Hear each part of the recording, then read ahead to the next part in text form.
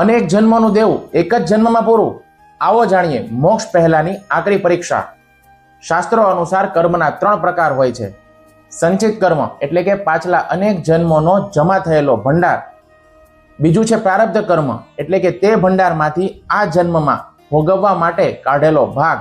અને ત્રીજું છે ક્રિયમાણ કર્મ એટલે કે આ જન્મમાં આપણે જે નવા કર્મો કરીએ છીએ તે. જ્યારે કોઈ આત્મા મોક્ષની નજીક હોય ત્યારે કુદરત તેના સંચિત કર્મોના મોટા પહાડને આગલા 10-20 જન્મોમાં વહેંચવાને બદલે તેને કમ્પ્રેસ કરીને આ જ જન્મમાં આપી દે છે. આ પ્રક્રિયા દરેક સામાન્ય માણસ માટે થતી નથી. આ વિશિષ્ટ ઘટના ત્યારે જ ઘટે છે જ્યારે અમુક પરિસ્થિતિઓ નિર્માણ પામે છે. જ્યારે જીવ અંદરથી સાચા હૃદયથી ભગવાનને એવું કહી દે કે હે પ્રભુ, હવે મારે આ સંસારમાં પાછું નથી આવવું, તમે ગમે તે કરો પણ મને તમારા ચરણોમાં લઈ લો. જ્યારે વ્યક્તિના મનમાંથી દુનિયાવી સુખો એટલે કે પૈસા, નામ, સત્તા વગેરેની ઈચ્છા સંપૂર્ણપણે મરી જાય છે. ઘણી વખત વ્યક્તિ પોતે તૈયાર ન હોય પણ તેના કોઈ નિષ્કામ પુણ્ય કે સદગુરુની કૃપાથી ઈશ્વર નક્કી કરે છે કે આ જીવ હવે સંસારમાં રહેવા માટે લાયક નથી રહ્યો, હવે મારે આનો ઉદ્ધાર કરવો જ પડશે. ત્યારે ઈશ્વર તેનો હિસાબ જલ્દી પૂરો કરવા માટે આ પ્રક્રિયા શરૂ કરે છે. હવે તમને એવો પ્રશ્ન થાય કે અનેક જન્મોનું દુઃખ એક જ જન્મમાં કેવી રીતે ભોગવાય?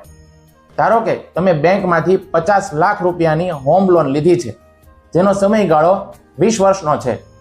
તમે દર મહિને થોડો થોડો હપ્તો ભરો છો, જેનાથી તમને બહુ ભાર નથી લાગતો અને જીવન સામાન્ય રીતે ચાલ્યા કરે છે. આ આપણા સામાન્ય જન્મો છે. પણ હવે અચાનક તમે નક્કી કરો છો કે મારે આ લોન 20 વર્ષ સુધી લાંબી નથી ખેંચવી, મારે એક જ વર્ષમાં આખું દેવું પૂરું કરીને ઋણમુક્ત થઈ જવું છે. ત્યારે શું થશે? બેંક તમારા દર મહિનાના હપ્તા એટલા બધા મોટા કરી દેશે કે તમારી પાસે ખાવા પીવાના કે મોજ શોખના કોઈ જ પૈસા નહીં વધે. એક વર્ષ તમારા માટે અત્યંત પીડાદાયક અને સંઘર્ષમય હશે. પણ એ એક વર્ષ પૂરું થયા પછી તમે જીવનભર માટે દેવા મુક્ત થઈ જશો. કુદરત પણ આ જ કરે છે. મોક્ષ માટે આત્માનું દેવા મુક્ત એટલે કે કર્મ શૂન્ય થવું જરૂરી છે.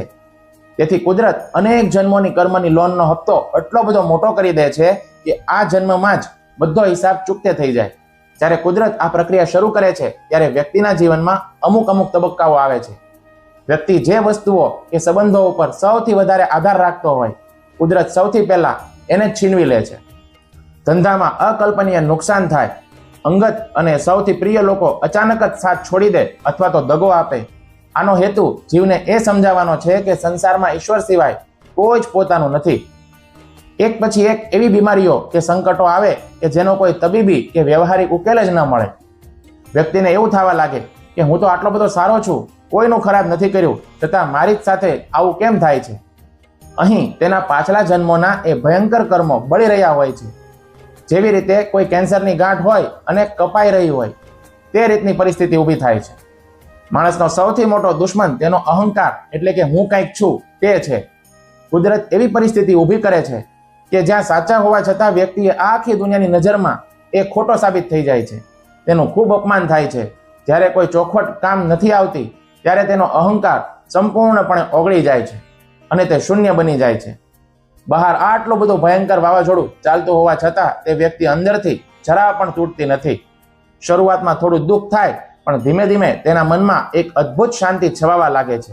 તે પોતાના દુશ્મનો કે પરિસ્થિતિને ગાળો આપવાને બદલે માત્ર ઈશ્વરનું સ્મરણ કર્યા કરે છે. તે સમજી જાય છે કે મારું કપડું ધોવાઈ રહ્યું છે. જ્યારે બધો જ કચરો બળી જાય છે ત્યારે તે વ્યક્તિનું હૃદય એકદમ પવિત્ર, સાફ અરીસા જેવું થઈ જાય છે. તે જીવતે જીવ મુક્ત એટલે કે જીવન મુક્ત અવસ્થાનો અનુભવ કરવા લાગે છે. અને જ્યારે તે શરીર છોડે છે ત્યારે તે સીધો ભગવાનના ધામને પ્રાપ્ત કરે છે. આ આખી પ્રક્રિયા બહારથી જોનાર સામાન્ય માણસને કુદરતનો સૌથી મોટો અન્યાય લાગી શકે છે, પરંતુ આધ્યાત્મિક દ્રષ્ટિએ આ પરમાત્માની સૌથી મોટી સર્જરી છે, જે આત્માને અનંતકાળના જન્મ મરણના દુઃખોમાંથી બચાવવા માટે એક જ વારમાં કરવામાં આવે છે. હરે કૃષ્ણ.